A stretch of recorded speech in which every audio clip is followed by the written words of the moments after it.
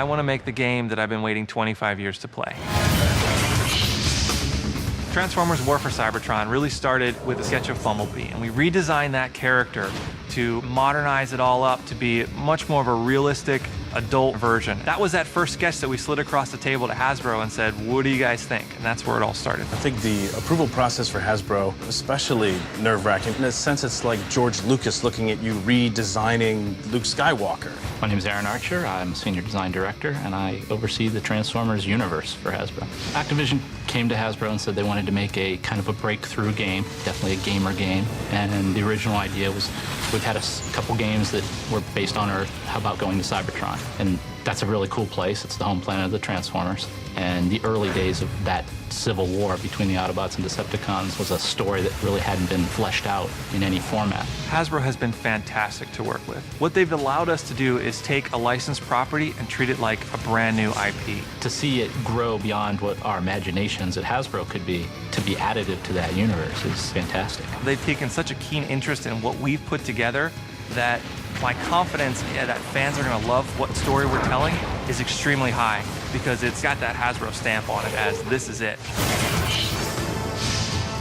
It's an amazing opportunity for us at High Moon Studios to work on creating the canon for what Transformers are going forward. Transformers War for Cybertron takes place on Cybertron. It's their backstory of what they were doing and how they became to be before they ever came to Earth. Because we're not tied to a movie, we're able to tell our own story. This is the Transformers game that they've been waiting for the last 20 years. It's based on the G1 universe. We're showing how Optimus rises into his leadership position. All those things were really cool to explore and build from that people wouldn't expect yet. You know, it's all fuzzy. We all kind of think we know, but you're really going to see it here.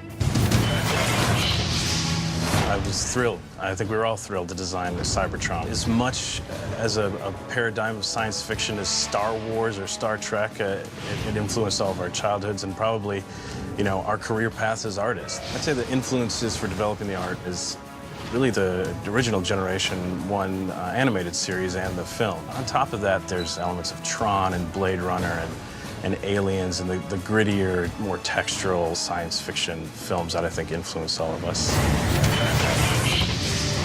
I think Transformers fans will like this game because we took it seriously, we took the property seriously.